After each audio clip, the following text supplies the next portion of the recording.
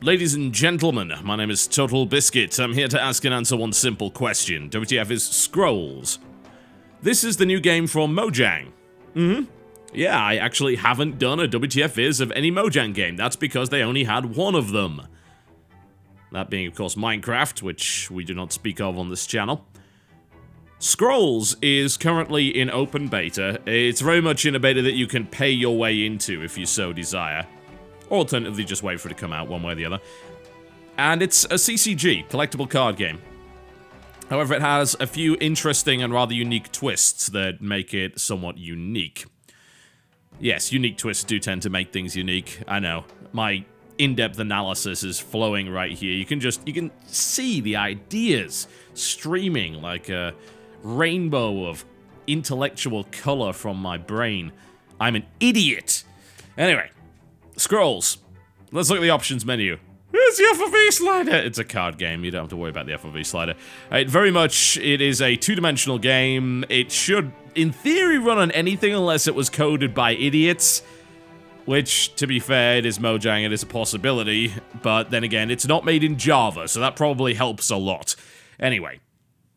Let's show you what's going on with it. So, the first concern that I often hear from a lot of people is, collectible card games. That means pay to win, right? Well, it seems like so far, bearing in mind, of course, beta is beta and everything is subject to change, they seem to be dodging that quite well. So, let's go to the store and find out why. So, I actually bought a bunch of their shards, which are their premium currency, and I don't know, there's actually nothing to spend them on. Not yet, anyway. All of the scrolls that you acquire in this game, scrolls being your cards, it's the same bloody thing, are acquired with gold only. There is no way to boost the gold. There is no way to buy the cards using real money. You just can't do it. So the only way to get scrolls is to play games. Now there are various ways of getting scrolls. You can just buy a random scroll, a scroll pack, which has 10 scrolls, which has a guaranteed rare as well as 2 uncommons. Or alternatively, you can buy one from each faction, yeah? It costs you a bit more, but at least you know you're getting one you can actually use.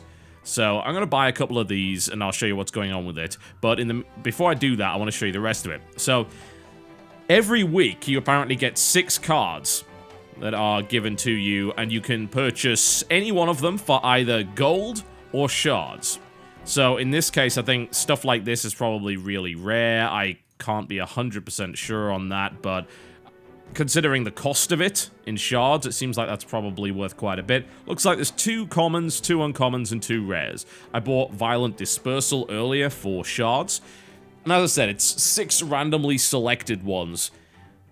Doesn't seem to pick based on which deck you started with. Now, the pre-constructed decks, there are 3 of them since there are 3 factions. 4th one is coming quite soon. And it's growth, energy, and order, and there are 3 different kinds. I picked energy, very much about a sort of slow burning but really powerful artillery and machine style of play, which I very much like. You can buy all these precons for 500 shards, or alternatively you can buy them for a bunch of gold if you wish to play a different faction. If you just, say, are trying to build an energy deck, if you're buying scroll packs, all of those cards that you're getting for order and growth are pretty much useless. So I'm not entirely certain that it's a good idea to buy a scroll pack right now, even though you get a lot of cards for it. It seems like it's better just to buy energy scrolls and see how that goes for you. You can also buy avatars, which, I mean, I guess I could do that, but none of the avatars actually look cool, so I'm just going to ignore that for the time being.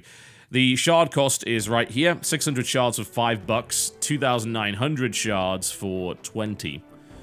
That buys an absurd amount of stuff. Like, as I said, you can't even spend that much right now. So if you do the mathematics on it, it's fairly obvious.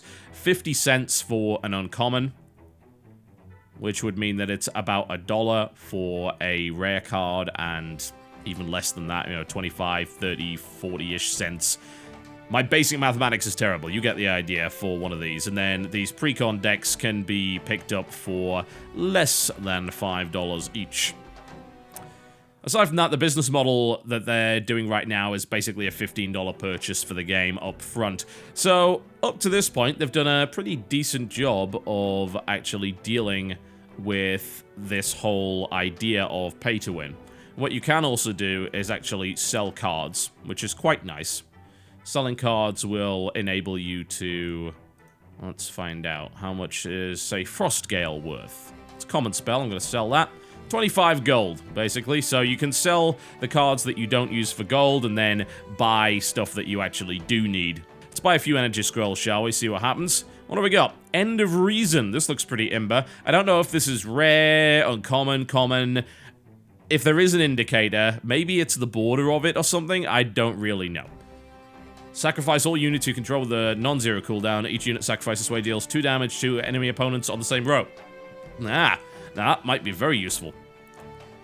I like the little lore segment underneath it as well. That's pretty cool. Catapult of Goo. Yeah, this does seem to have a different border. So I guess the borders indicate how rare it is. I don't know if that's uncommon or common. I guess we'll find out as we buy more. Catapult of Goo. I've actually got quite a lot of these. Little artillery pieces. Let's buy another energy scroll. What do we got? Potion of Resistance. I haven't got one of these, so this is a new one. All damage dealt to enchanted unit is reduced to 1 for 3 rounds. Yeah, I could see that being useful. Incendiaries, always nice to have. Blows up, like, a bunch of structures. And that, as they say, is that. So I bought 4 more cards for my deck. Alright. Let's have a look at the deck builder.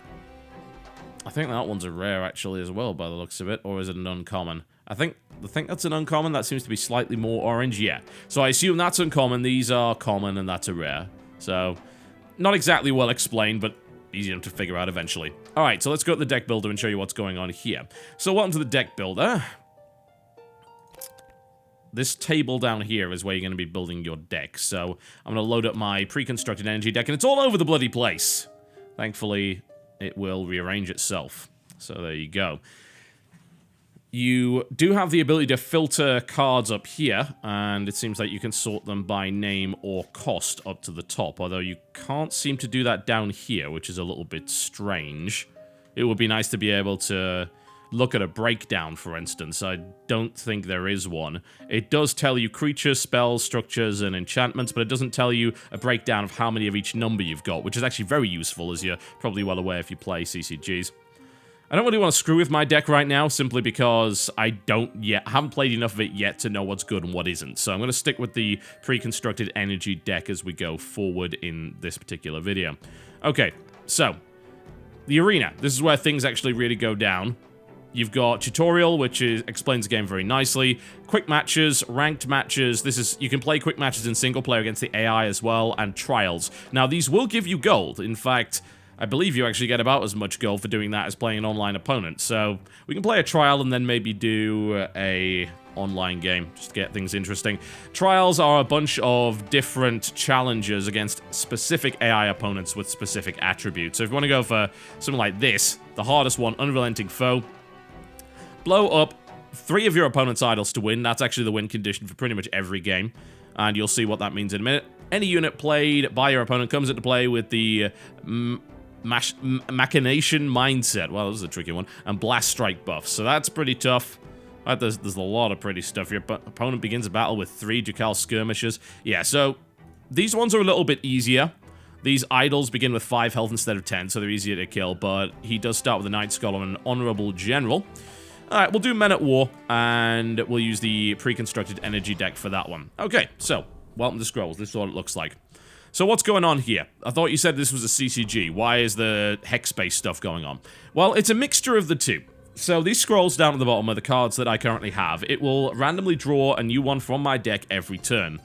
Now, resources are generated by sacrificing, so that's actually a reasonably common CCG mechanic. It's used in a variety of different games, including the World of Warcraft CCG, as well as primarily Shadow Era.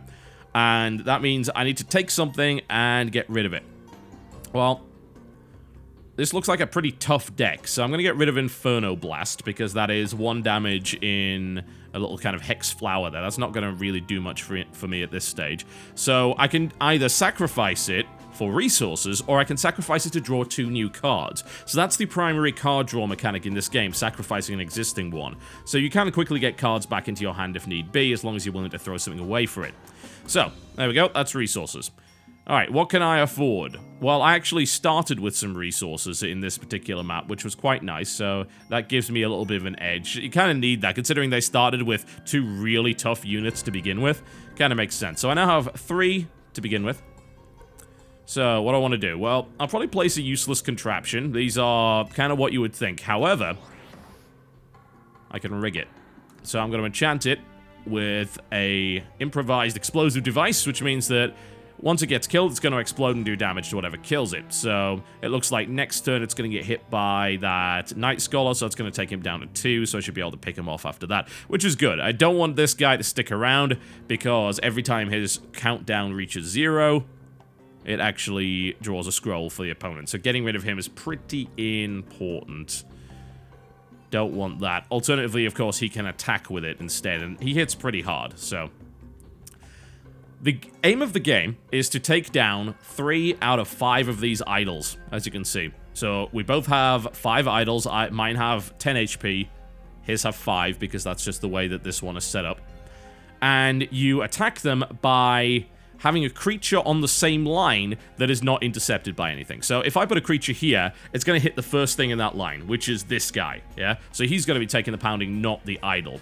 So, fairly similar to the way that Magic the Gathering works, in the sense that you can block stuff. You can actually do so in this game. However, you have to consider your positioning as a fairly important matter here. Alright, so he took out my contraption, however, he triggered my trap card. And as a direct result, this guy is down to 2 HP, so I should be able to pick him off. Question is, with what? Okay, what do I want to get rid of? Golem Skin is probably something I'm going to end up taking away from my deck, because I don't really like it all that much. If you see what it does, it actually sacrifices all of your existing structures and enchants a creature with extra attack and health. I don't really like that. I think you put too many eggs in one basket and sacrifice way too much to get to that stage. So I'm going to get rid of that. That'll take me up to 4, and I'm going to set down an Ether Pump. So this is going to do damage to everything on his side of the map every couple of turns. Now, you might notice that there is a little timer underneath these. The interesting thing is that you can't attack every turn with your creatures. They all have cooldowns, and some of them have different cooldowns. So a slower unit, a more powerful one, might attack less frequently. The cool thing about that is that you can exploit it to implement some very interesting strategies on a turn-by-turn basis. So say I have a creature here, he's got creatures there, I know that in 2 turns I'm going to be able to attack and maybe move my creature a couple of times. You can move them 1 hex per turn, and then put him in a position where he can actually get the maximum kind of effect. There's all sorts of really interesting strategies, and there are also plenty of cards available to reduce cooldown or increase cooldown on the opponent's units. So I know these guys aren't going to attack for a while, so I'm a little bit safe. He's spreading his units out now, which is a pretty sensible thing to do, and it looks like he just buffed with a Crown of Strength this guy. So he's going to be sticking around for a while unless I can do something about him. That's pretty annoying. Okay, it looks like he's not deploying any kind of structure. So I'm going to toss away my Incendiaries for the time being.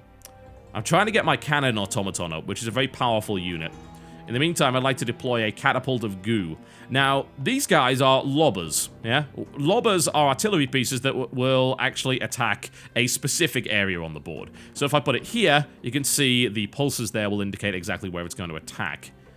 So it depends on what I want to hit. I generally don't want this to be hit, because it's not a very strong thing, and it will die immediately if it's hit by either of these guys. So if I were to deploy it, say, off to the side, maybe here, I can still hit this guy. He can move out of the way, of course, but I can still hit him with it, and that's also going to suppress this area, so if he deploys anything in that area, that's going to be a problem. I mean, so far, I don't really have a lot on the map to actually help me out here, and I'm just going to have to hope that I get the card draw that I need. I'll be able to get Cannon Automaton out next turn, which is always nice. That will definitely help. Alright, so he's starting to do damage to my idols. I've got to watch out for that. You can afford to lose idols, that's fine, as long as you don't lose 3 of them. You can spread the damage out amongst all 5 as well, which is pretty cool. Currently, I don't have a direct way of attacking these idols, which is not helping me out at all. Thankfully, the Goolobber in combination with this is actually going to kill him next turn unless he moves. So at least that gets rid of him, and then I've still got to deal with that guy. Currently, he's attacking with them rather than drawing, so I guess that's helpful. What I'm worried about is the fact that I know my opponent still has 4 scrolls in her hand, and that could consist of absolutely anything. But I do have significantly more resources than she does, so I can deploy something a little bit stompy and scary. In this case, a Cannon Automaton would probably be a good option. I don't want to put him in either of these lanes right now, because that's not going to help, so I'm going to pop him up the top. Now, this guy is a scary little bastard. He hits for 5, and he also has a 1 damage reduction on any hit he takes. So he's great for tanking against a lot of smaller creatures, especially good against small little decks like the Growth deck that often throw a lot of little creatures at you. Oh! He wasn't able to attack before. What happened? They must have used a spell to actually sort that out. Well, I just lost an idol, so that's definitely not a good start. And I'm also getting a lot of artillery pieces instead of anything else, which is definitely not helping. Alright, I can deploy my destroyer. That actually fires quite rapidly, so I should be able to take him out with that instead. Can I deploy him in a position where I can hit both? I actually can. There we go. And that should attack before any of their cooldowns are up, so that's good. I can do damage to both. Destroyer's a pretty good unit. Now, this guy's charging up. If he doesn't block him next turn, that is going to immediately kill an idol. That's the nice thing about him, so he's going to have to deal with that. Alright, so I'm currently in a situation where I had 6 resources. I know that there's a card in my deck that needs 7, but I don't really need to worry too much about that. I don't know what the hell he did. Yeah, he just threw it back into my hand. That's extremely annoying, especially considering how much it costs. Alright, I'm going to sacrifice this for 2 new scrolls, so that I've got a little bit more of a selection available in my hand. The Destroyer will kill him, so that's nice. His cooldown's coming off. We'll have to see where he decides to go. He could move up to the top next turn. That would kind of suck. But if I redeploy my cannon automaton, if he moves up there, he can't kill him unless he uses some kind of ability to do that. So, I'm going to put him up there. Unfortunately, that's reset the cooldown on him, which is extremely irritating. But we'll deal with him. Alright, so there we go. The artillery piece kills that. Nicely done. This game is really, really awesome. I'm just going to put that out there right now. And the reason I think that, of course, is because, as you're well aware, I am a bit of a fanatic when it comes to CCGs. I love them a lot. But this game actually has the element of strategy involved in an actual game board itself, and the positioning. And that adds a whole new set of depth to the actual game itself, and I very much appreciate that. Since it's going for big tanky creatures, I'm going to throw that away. Tick bomb's not that useful. Bombard, on the other hand, might be. I'll be able to use Bombard in a couple of turns to really do some serious damage. In the meantime, I'm gonna put a cheap creature.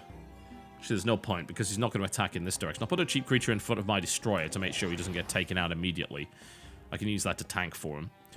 In the meantime, what else have I got? Let's see. What is he buffed with? Okay, just the Crown of Strength. So I could just throw a Spark at him. Just do a little bit of damage. Damage is persistent in this game, so you can wear down creatures, which is fairly important. Anyway, the combination of the CCG along with the turn-based, hex-based strategy is ridiculously potent and very addictive. I like it a lot. An awful lot. I am a huge, huge fan of it, in fact. I would go as far as to say that I have a feeling this game is going to be devouring a lot of my time as a direct result. It is exactly what I was looking for. Exactly. And it's very surprising to see a game like that pop out of Mojang, a company that has just previously done Minecraft and nothing but. Okay, so he's going to fire this turn. He's going to fire this turn. Doesn't really matter. Unfortunately, I can't move him. So this guy's got 2 options. He can move up to the top and attack, which won't really do anything, or he can move down here and start to work his way through. Could do that. Now, I know he's going to attack next turn. I could take a risk, or indeed I could actually affect which direction he goes. I don't mind this little guy dying. In fact, that's fine. I want to keep this guy alive because he's very important to me. So I'm going to cast Plating, which means that the next attack on him is not going to do a damn thing. I then have 5 resources remaining. I've already sacrificed something this turn. So I could throw Burnout, but I don't really want to do that because there's a benefit if you get a straight-up kill with it. So I'd like to keep that. Tool Initiate would be useful. I can buff up my Catapult with that. And I'm going to keep Bombard for next turn because that's going to let me reload and fire once again with all of these guys. So that's pretty useful. So I'm going to get the Tool Initiate out and he's going to go down here. So I can start attacking in a little bit of a different direction here. As you can see, I've got creatures spread out, which makes his defense a little bit more difficult. I can tackle multiple vectors at once. Okay, so a little bit of attack going down. That's going to be 1 idle popping. Nice. That's not going to do anything, as we knew that it wouldn't. My ether, whatever the balls it is, my ether pump goes off, doing a little bit of damage here. And now he's throwing down a lot of different cards. Let's see what he does. So Blessing of Haste. He's decreased the cooldown on a unit, so this guy is getting about ready to fight. And then the Ducal Infantryman comes in. All of the creatures you control in the same row gain +1 attack. So this guy's now going to hit a little bit harder. Anything I can do to stop him now seems like a very, very good idea indeed. Now, I can stop him. I can use Bombard to stop him. I could actually shut him down completely with this guy. So that's exactly what I'm going to do. So here's the strategy. I'm going to move him back here. I'm going to pop Bombard, which means that the cooldowns are now reduced to 0, which means all of my guys are going to fire again.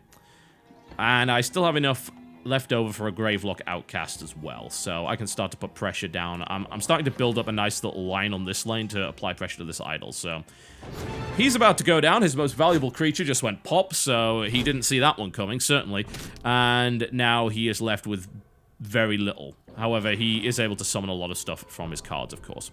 So he brings out a Ducal Skirmisher, Relentless. Now, Relentless creatures will keep attacking with the rest of their attack value if they kill something. So it's actually like Trample in Magic the Gathering. So in the case of a non-relentless creature, like say there's a non-relentless creature that hits for 10, I'll just put a weedy little bunny in front of him to tank it, and it takes all the damage. So there's a bunch of overkill there. Alright, so I have Burn available. I can kill the Ducal Infantryman with that, which will also give me card draw, so I'm going to do that. That leaves him with 2 remaining. So I've got Fury. I might keep that, actually. Concentrate Fire is pretty useful as well, but I really want card draw. So let's just get rid of Fury. That's a little bit of a double-edged sword card anyway. That leaves me with Metal Heart, which is definitely useful, actually. Very useful. I could do a lot with that. If I applied Metal Heart to this guy, for instance, or this guy. Ooh, I could actually... Could I kill that this turn? I could definitely come close. Alright. What do I want to apply Metal Heart to? That's got 5 health. He's not going to attack this turn. He is. However, he does have a special ability. I can actually increase the attack on one of my structures, so I'd increase my bombardment here if I wanted. I'm not going to do that, though, because he's not spawning any units in that area. Sensible, because he knows he's going to get hit with a giant bloody catapult. Alright. What do we want to do here? Well, he's going to die as soon as he gets hit by him, so that's really no big a deal. I could use Spark, but I don't have a method of really killing this guy outright this turn, so I don't see the point in wasting Spark, because it's just going to be overkill when that fires anyway. I could apply Metal Heart. That might not be a terrible idea. Might as well apply it to something. I'm just seeing if there's anything that would actually get me. Ooh, if I applied it to this guy... Yeah, that's threatening, because that pretty much guarantees a kill on that next turn, so he's going to have to respond to that. If he moves that out of the way, then that idol's going to die instantly, so we're in a pretty good spot. Yeah, this guy is struggling greatly. Imperial Resources pop out, and he's able to buff the health of pretty much everything on the board. That would be very useful to him indeed. I'm going to scrap Plating, because I don't think I really need it right now. Looks like he wants to go up there. Place down a useless contraption. Now, I can do Concentrate Fire here if I so desire, if it will actually help. Now, this guy isn't going to die, but I can apply Concentrate Fire to make sure that he does, so that might work. Alternatively, I can deploy another unit. So, I can't... Actually, that kills that? Yeah, okay, right. I win this... No, not yet. Close to winning this turn. Very close, but not there yet. So, I will Concentrate Fire with this guy right here, so he's going to fire twice. He's going to kill that idol as a direct result. So that's 5, and then the additional 1 to take him out, which leaves 1 idol remaining. Did a little bit of damage here, and then a swipe there, and he's in a huge amount of trouble right now. It's going to be very difficult for him to come back from this. Deploys an Honorable General. Blessing of Haste put in place. Hell, my useless contraption is doing a great job of tanking here. And that leaves me with a challenge to kill all of that stuff, which, you know, I can either kill that or that. Currently, he's got an Honorable General. They're tanking, so, well, there's a nice, easy way around that. Move! He can just kill that right now, so, yep. You guys are pretty much toast, by the looks of it. There is really no way in hell they are possibly coming back from this position. At all. But we'll place the cannon down there just because I like the model. Alright. Sweet. That should be a GG right there. Nice. So that's the trial in action, and as a direct result, you get paid a bunch of gold. Depending, I believe, on the speed that you did it and the number of idols that you destroyed, you actually get bonus gold for it as well. So there is a little bit of an incentive to do that if you can set it up. And that's how Scrolls works. Nice and easy, really. Let's do a ranked match, shall we? Seems like a good idea. Let's play against a human opponent, see how that works out. I'm just going to use the default deck for the time being. Actually, no. No, I'm not. I want to remove something from it. Because there's a card in there that I really, really don't like. So, we talked about that earlier. It was Golem Skin, I believe. So, let's search for Alright, so that searches through the library. As you can see, Golem skin is actually here. I would like that to be removed from the deck. How do I do that? There we go. Are there any more? It's weird, because are they in a random order? No, they're not. They're not at all. They're actually in alphabetical, which is totally fine. Okay, so I've taken Golem skin out. Is there anything that I might want to put in the deck? End of Reason seems pretty cool. Oh, I could put another Ether Pump in. I actually really like these, especially against guys that play a lot of weenie decks. Extra Ether Pumps are always nice. They do damage to everything on the board. You can hide them away in an area that's nicely defended, so... yeah. I would like to put another Ether Pump into the deck. I actually have no idea what the limitation is here. It doesn't tell you, like, how small a deck or how large a deck you can actually have. Obviously, for competitive play, smaller decks are generally a better option, because you know for a fact that you'll actually draw that stuff more often. I don't even know, actually, how many of these that you're allowed to take into a battle. I think there's, what, 3 there by the looks of it? Yeah. Who knows? The tutorial doesn't actually tell you, and there isn't a tutorial yet for the actual deck building itself, so those are rules that I do not really know. Okay, so the deck must have 50 scrolls. Alright, well that's at least a little bit useful, but I don't have enough cards to find out whether or not the other thing applies, so... I could put another Catapult of Goo into play. They're okay. They're not bad. They're pretty cheap. They have that cooldown extension thing on them, which is pretty nice. They don't do a lot of damage, but you can buff them up. Anything else? Filter it down to ones I can actually use. That would be nice. So, oh yes, I took multiple Golem skins out by the looks of it. Violent Dispersal. Just the ability to flat out kill any creature is quite nice. But this Potion of Resistance might be good too. It's for 3 rounds. It's not bad. Machination Mindset. It's okay.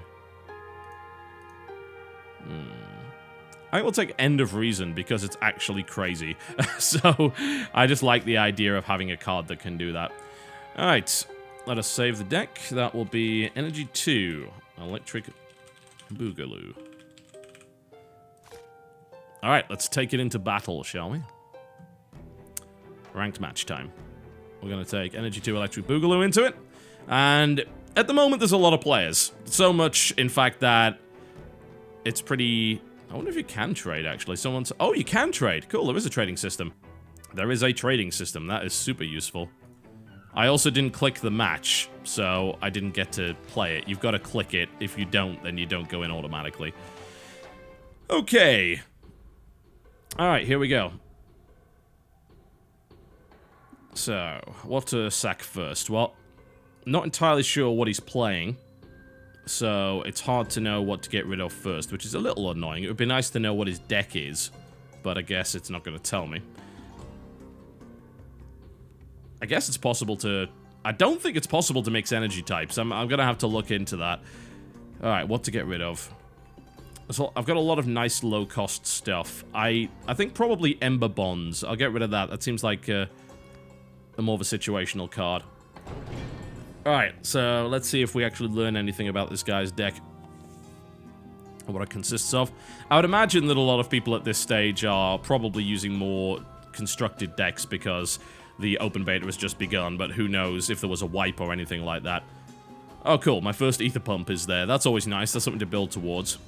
I think we might get rid of Plating. Again, something that's more useful in the later game, I think, from what I've seen so far. And we can place a Gun Automaton. Excellent. Alright, so I've put something on the board which is a threat. He'll be forced to respond to that, otherwise he's going to start taking damage. The turns tend to go fairly quickly if you've got people that know what they're doing, which is always nice. There is a 90 or so second time limit on the turns, but there doesn't seem to be a huge amount of latency problems or anything like that, which is always good, especially considering that it just opened beta. That's actually quite impressive. Alright, basic to Carl Infantrymen. I need to watch out. This could be a really big power row up here. I've got 2 Sparks. I could throw those, but... I might get rid of Inferno Blast for the time being. I know I've got a couple more of those in the deck. I need to build towards that Ether Pump. Should I throw out a Spark initially? Yeah, why not? We can weaken him just a little bit. This can get pretty silly if he gets a lot of stuff in that lane, so I need to watch out for that. The whole lane system is really cool. I don't know of a game that's done that yet. There is possibly one of them. I mean, in terms of collectible card game kind of mixed with a hex-based strategy, stuff like Pox Snora is a great example of that, but that's done on much larger game boards instead of this, so I think the smaller scale of it actually really helps it. There you see, sort of stacking these guys up over there. So, once I start to get my ether pump out, and I can spark to kill him, which means that the attack bonus will disappear. So that's always good. We'll see. Alright, so this guy is about to attack. So what have I got? Tool Initiate. I think I'm just going to sack that for the time being. I've got several of those, so I should be alright. So I can either spark to kill him right now, or I can get my ether pump out. I think getting my ether pump out and starting to kind of work with it is a good idea. He's going to hit me for 1, so as long as I spark him before this guy attacks, that will reduce his attack back to 1, then that'll be fine. So, first amount of damage and first blood goes to us. Very, very nice. At this point, I will probably have to start sacrificing cards because I'm very, very low on my hand, so I don't have a lot of tactical options in play. But if he starts to put a lot of smaller creatures down, he's going to really get hurt by this ether pump. That's what I really like about it. If I get multiple ether pumps on the board, then it becomes even more crazy. Okay, so I could spark to get rid of that. Yeah, this is actually starting to get crazy. You can see, like, these guys are stacking up now and getting extra damage. So I've got to get this guy off the board. It's going to kind of suck because I'm going to be stuck on 4 resources for a while, but I really want rid of him. So let's get rid of him and that. Okay, then. Well, that was not expected. That might have been the most powerful spark spell I have ever used. I would imagine that that guy just quit or whatever, but hey, whatever. Let's go into another game then. That was unfortunate. I was starting to build up quite a nice little selection there, but it looks like he gave up immediately. Well, that increased my rating, certainly. Okay. So, GG Noob L will be my opponent for this particular game. I shall GLHF because I am polite. Okay, we'll get rid of plating first. Once he's done his sacrifice. Alright. Sin-Marked Zealot is his first unit out. You can sacrifice the Zealot to deal 2 damage to a target unit if you so desire. A little bit irritating. Okay. I get the draw on that. That's always good. So, Ether Pump. Good. Especially if he's using a lot of little weenie units like that. We'll kill plating first. And I can deploy a useless contraption or a copper automaton. Now, the copper automaton is actually a really nice way to do a little bit of damage pretty early on. It has a very low cooldown, so it just sacrifices and charges directly at your opponent. So he's not going to attack yet, so I'm thinking I'll place a copper automaton up to the top. And then that is going to charge in directly. And hopefully do 4 damage to one of his idols. That would be nice. We'll see how that goes. So the cooldown's not down to 0 yet, so we can't sacrifice to get rid of that. So that's actually going to attack before that happens. So he's going to have to either put something in the way and have this little thing explode on it, or take 4 damage to one of his idols in, like, turn 3, which is pretty ridiculous. Alright, so he puts Power Bound on that. When enchanted unit control is destroyed, that gives him... That's a nice little move, because if I kill that guy, then that is going to give him an extra energy, which could really power him forward. Don't necessarily like that. I would rather he just kind of sit on the board and do nothing. So, I'm going to try and keep him there for the time being. I would imagine that also triggers on the sacrifice as well, so that's actually pretty nice. It's a good combo. I like that. This guy obviously knows what he's doing. Okay, what to get rid of? Well... Could get rid of Spark. I'm trying to build up to a particular amount of energy. I need 4 to get my ether pump out, so thinking I place probably a useless contraption. He's not going to attack yet. This guy's going to attack and do some damage here.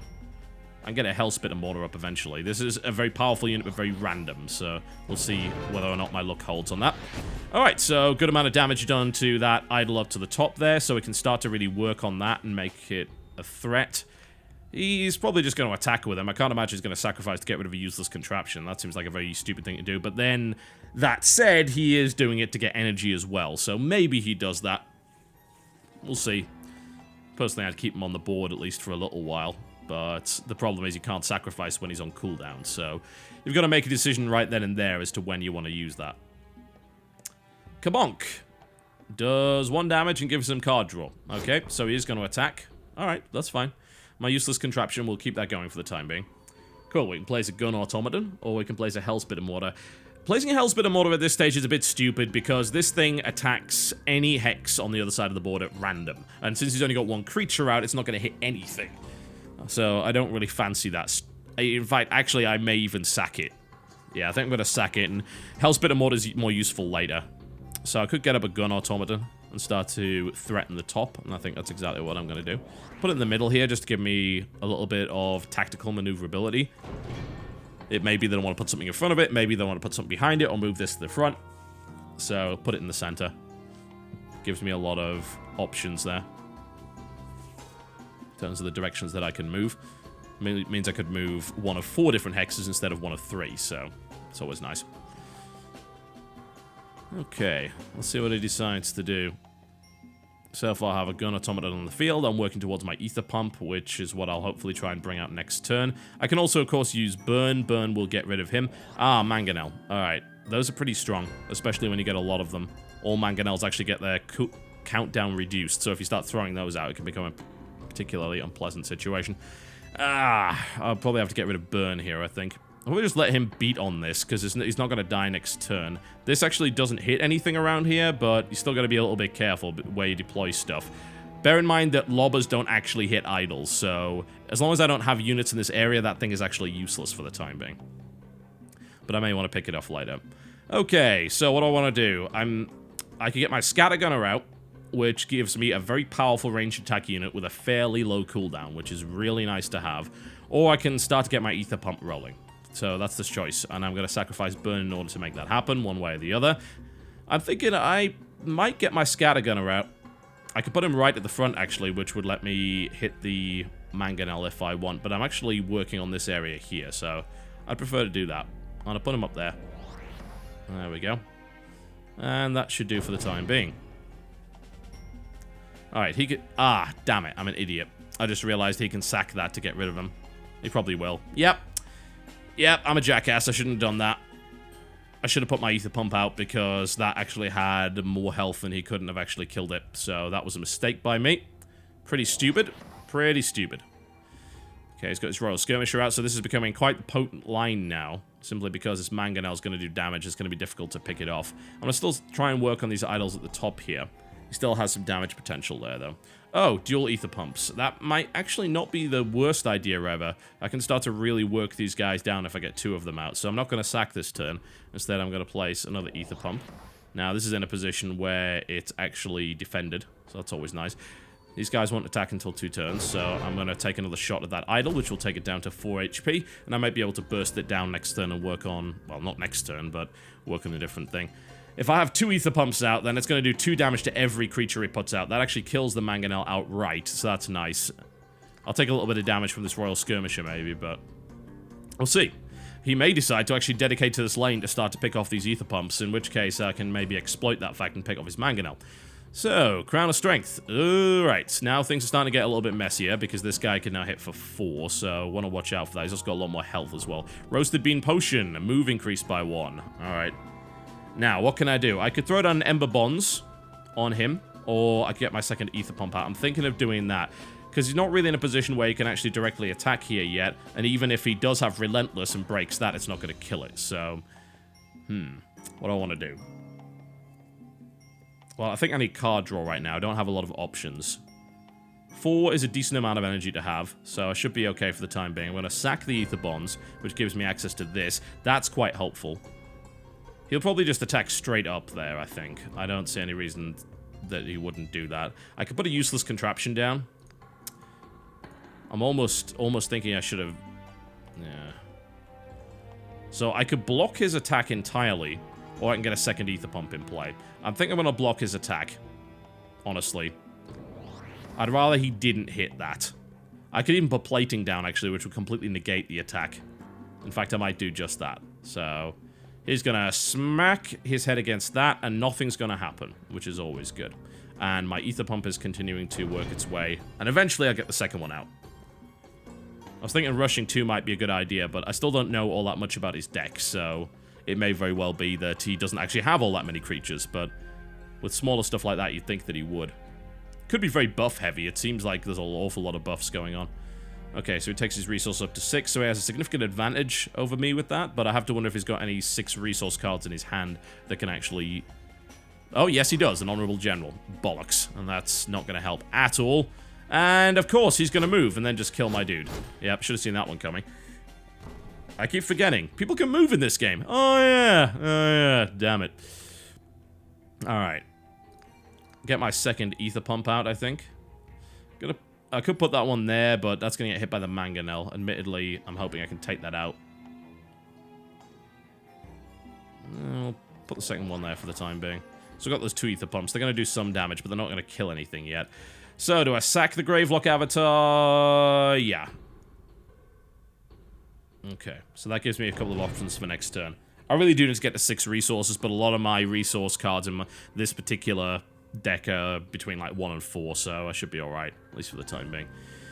Okay, so he's going to move back. He's going to attack next turn. Plating is up, so that's not going to actually do anything, which is good. So if he wants to really hit this, then I'm actually kind of surprised he's not focusing on the top yet.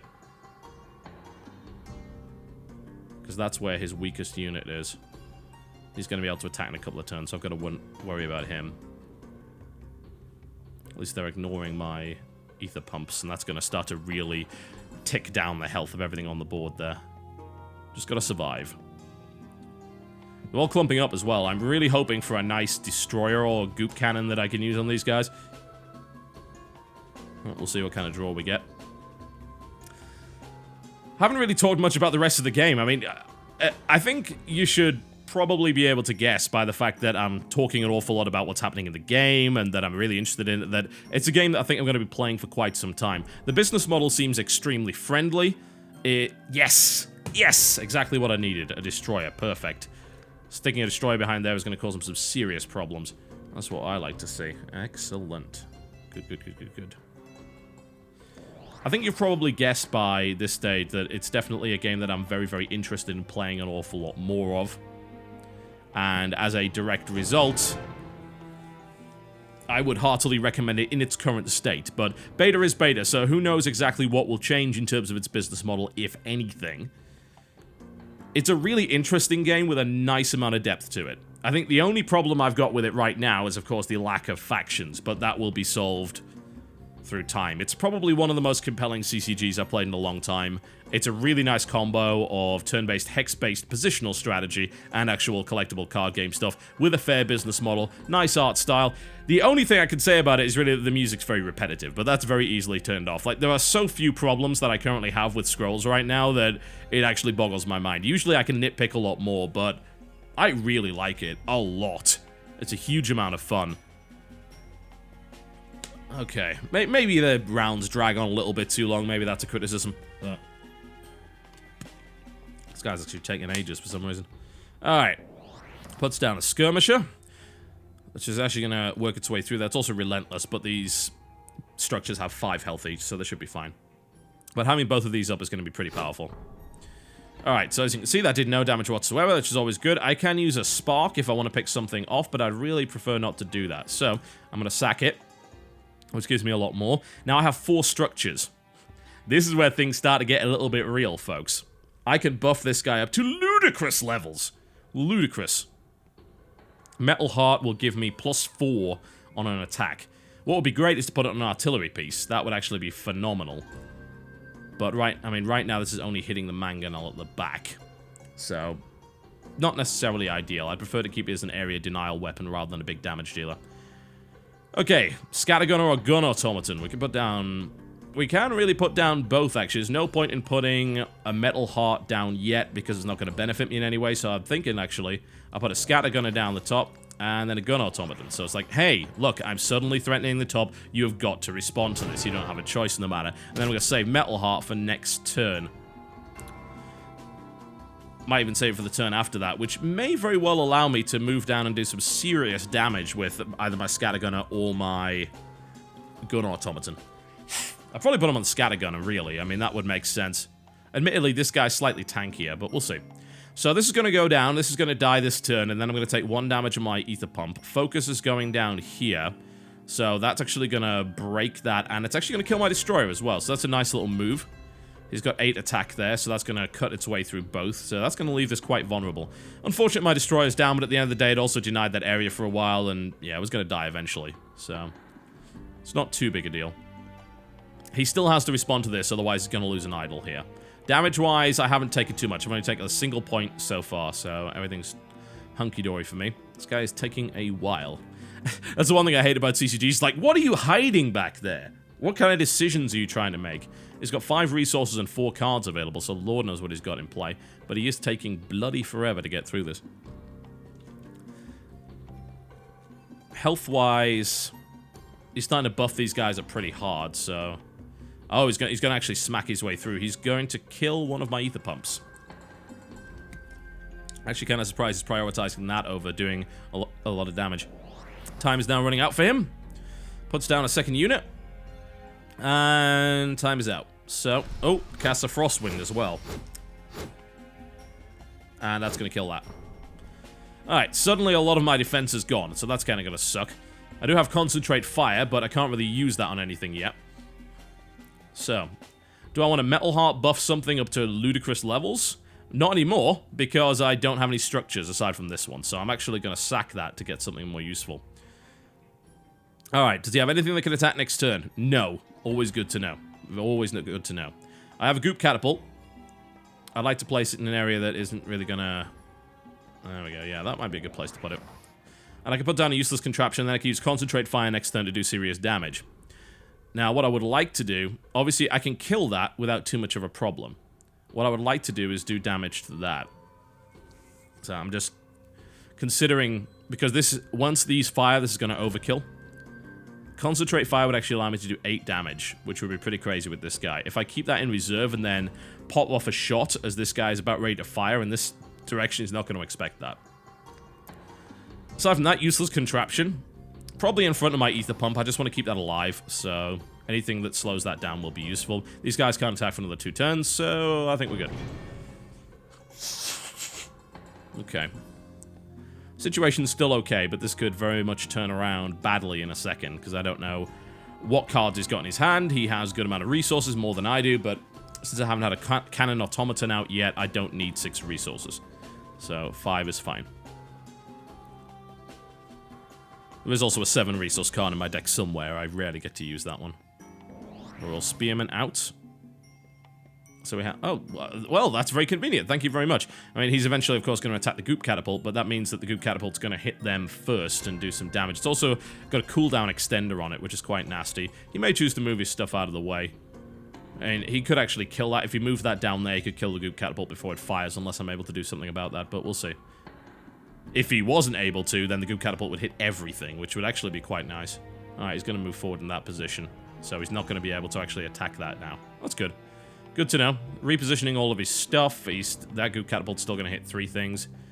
Unless I can buff it with some kind of attack buff, though, it's not going to kill all that much. But we'll see what comes in the next couple of turns. Concentrate Fire would allow me to fire twice, but it's still only 2 damage, whereas I could do 8 with this dude. I'm actually kind of surprised that he's ignoring these idols up to the top here. That might be his undoing. Fury! Things not to use, actually. So, Fury decreases all unit cooldowns by 1. As in, I could fire everything right now, but that means I wouldn't be able to use my Concentrate Fire ability. Most of these guys are... Well, 3 of their guys are going to fight next turn, as you can see by the glowing there. So, Fury might not be a terrible idea. Let's think about what it would do. So, this is going to go off. It's not going to kill anything. Goop Catapult's going to go off. That's also not going to kill anything. It's going to take a bunch of units down to 1 health. If I used Fury, these guys both fire immediately, which means that this goes down. I could move this in the direction of here to do 2 damage to that instead of overkilling that, which would probably work pretty well. So that kills that and then takes that down to 8 and weakens these guys. But what happens next turn? Everything's off cooldown, which means that this guy attacks. He's going to attack first because he is in the front. So he's going to take that down to 1 unless that gets buffed. He's then going to smash through and he is going to kill that and take that down to 1 again unless it's buffed. These guys are going to fight anyway. They're going to hit for 8. I can't actually do anything about that unless I want to move something in the way, which I don't even have the option to do, so that's irrelevant. So that's not going to kill that, but it's going to take it pretty low. This is a hard call to make. And I'm going to have to make it. So, screw it. You're going down there. Fury, cast, go. Alright. We're gonna make this happen. I don't know if this was the best idea, but that kills that. That moves that one down to there. Ether Pump goes off. That takes that down to 1, that down to 1 as well, so they're pretty weak. They're gonna die at the next Ether Pump. Everything now is off cooldown for him, except for this guy. This guy can't attack. That's actually useful. That means my Goop Catapult stays alive, unless he moves him out of the way and redeploys him, which is actually fine. If he kills my Goop Catapult with that, then that means there's 5 damage that hasn't been done to that. You see the logic. I mean, this is going to be a nasty, nasty one, but I think that we can do pretty well from this position. Having taken down one of his idols, it means that he's going to be able to concentrate his defense, which is a little bit messy, but that also means I have to focus on less lanes at once. This is really intriguing to me. It really gets my mind going. I like it. I like it a lot. Alright, he's going to move up there. Okay, so he's going to take my sharpshooter out. Reasonably smart. And he's also going to kill that. Okay, so that actually takes my units down almost 0. So that's a pretty smart thing for him to do. Just eliminate the units that I've got on the field. Hopefully I'll get a good draw next turn. If I don't, I'm going to be in serious trouble. A Kabonk goes down on that. So that means that that will kill it. Nice move of that, actually. It also gives him card draw. That means that this guy with 3 is actually going to kill that, which is less than ideal. I'm going to be able to clear out a couple of his units once the Ether Pump goes off again. But he's still got a lot of units on the field, so unless I get some kind of board clearing ability, I might end up being in trouble. Thankfully, this is a fairly artillery and explosive-heavy deck. He's using no structures whatsoever, so stuff like my incendiaries aren't going to help at all. Okay, so he slices through that, does some damage, takes that one down, takes that one down. Yeah, that was pretty messy. I lost basically everything that I had on the board, so I've got to do something about that. Concentrate Fire is now absolutely useless. So I'm going to scrap that. There we go. Just a little bit of lag. Aha, there's my Cannon Automaton. Right. Unfortunately, I can't use that this turn. So I have Bombard, which might be useful, and I can get my Cannon Automaton out. That one's down there as well. These guys are pretty weak. The Ether Pump is going to go off before it can be killed. Well, that's fairly important to note. At least I think so. Seems like, yeah, it should be. So I have a Gun Automaton. I can deploy that here. Can't sack anything, unfortunately, because I've already sacked once this turn, so it's just good. I can cast, but it's pointless. I mean, it'll reduce the cooldown and let me fire once, but it's wasteful. Without the Cannon Automaton out, I wouldn't use that. So I'll sack the next card I get to get the Cannon Automaton out, and then things start to get interesting, because it's one of my better units. This guy should kill him. Actually, it won't, because he's on a low cooldown there. Ah, focus. I hate that spell. It's like suddenly you do all your damage calculations, and then, oh yeah, he's got an ability which increases his attack significantly. So I'm going to have a serious problem here, because I haven't been able to clear the board, and my Ether Pump doesn't get another attack, so this is going to start to suck really quickly unless I get some big area of effect abilities very quickly. And start to get all these guys off the board. I mean, he's got 5 units on the board, and 2 of them have pretty high health, so it's going to be difficult to clear. Not impossible, though. He's clustering up right now, which could be a mistake, depending on what I draw next turn. It may be to the point, actually, that I don't even want to grab the Cannon Automaton, because it can just be beaten down too easily. These guys do enough damage to take it out in one turn, so it may very well be that I decide to use something else. We'll see what we get. We'll see what we get. Hopefully something that does a lot of explosions. What I could do is, like, pop out something like a Destroyer and then use Bombard to make it fire immediately. That would probably clear a good amount of stuff off the board. It'll kill at least 2 creatures. So, that would be alright. Well, that's my Ether Pump done. Catapult of Goo. Not exactly what I was looking for. These guys are going to attack next turn as well, so it's like, where can I even put it that's safe? I can stop them attacking next turn, though, using Bombard. But do I really want to do that? I mean, that's going to delay them 1 turn. It might be worth it. I mean, I'm playing for time here, but I'd have to sacrifice a Cannon Automaton to do it. That's a hefty sacrifice. So what I can do is I can put the Catapult of Goo down. Yeah, which would goo at least 3 of them. Wouldn't goo that guy. I don't think, no, there's no way for, and he DC'd. Oh. Well, so much for that. I guess that's probably going to be about it then. Shame.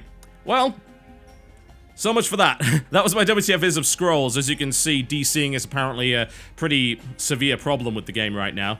Beta is beta. Oh, we reconnected? Is he still in the game? Well, that'd be good if he was. I don't know if I want to use that strategy. Again, I mean, there's going to be so much damage output coming in from all of these guys. Slowing them down even one turn might be worth it. Screw it. I'm going to take the strategy. I don't know if this was the right call. So I want to slow him down. I want to slow all of them down. And then I'm going to use Bombard. That also gives me an extra cast on that. So they're going to attack. The goop is going to hit all of them, which means that's going to extend their cooldown by 1. Now, I think he's still in the game. It looks like he's managed to reconnect, which is good. At least I hope he's reconnected. It might be that he hasn't. I'm going to sit there for 90 seconds and he does absolutely nothing. I guess we'll find out.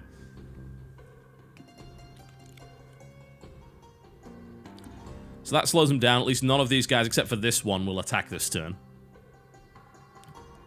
Yeah, he's here. Good. I've done a little bit more damage here, so that takes it down to 6. I mean, I'm still ahead in terms of my idols, but he has so much on the board and I don't have any board clearing ability. It's difficult. Ooh, he's gone up to 7 resources. Why would he do that? He's clearly got a strategy in mind. Oh, he played Imperial Resources. Everything heals. And, yeah, it's just everything. It's a really good ability. So, everything's healed up. Annoying. Concentrate Fire. Yeah, no, that's not going to be useful to me at all. Let's sack that. Incendiaries. Absolutely worthless in this situation. Alright. So I can get my cannon automaton out. Might be useful. In fact, it definitely is useful. I can start to really apply pressure here, but that means he could just move up and maneuver. So I could try and apply pressure to the bottom instead. This is dead. This I know for a fact, so... Placing the cannon automaton is at least going to kind of force him away from this area. He may decide to move everything down there. He can't kill it next turn unless he throws out some abilities, because the cannon automaton has that armor, so something to bear in mind. So this will attack, probably do damage to my idol. This is going to attack, which will, if he buffs it anyway. Oh, he's buffing that one. Alright. Well, that's still not going to kill that unless he moves something down, which it looks like he's going to. So my goop cannon might actually get to fire, which might be useful, because he's actually standing right in it right now. So, yeah, I'll take that. That's not bad. Admittedly, it would involve me losing my cannon automaton, which I don't like. Unless he decides... He still has, like, 8 resources. He could cast all sorts of things. His card draw in this deck is ridiculous, so... The fact that he also has a lot of stuff out on the board definitely isn't helping me in any way, shape, or form. Humdy, humdy, hum. Come on, what are you gonna do? If he kills all my stuff on the board, then I'm probably just toast. I've got to somehow survive. I haven't played this game out all that well, I've got to say. Oh. Server seems a little bit wonky today. I think the connection was lost on my end this time. It's funny, I was saying that it was rock solid, but apparently not so much. 15 seconds left. What is he gonna do? This guy really does take his time on his turns, doesn't he? Oh!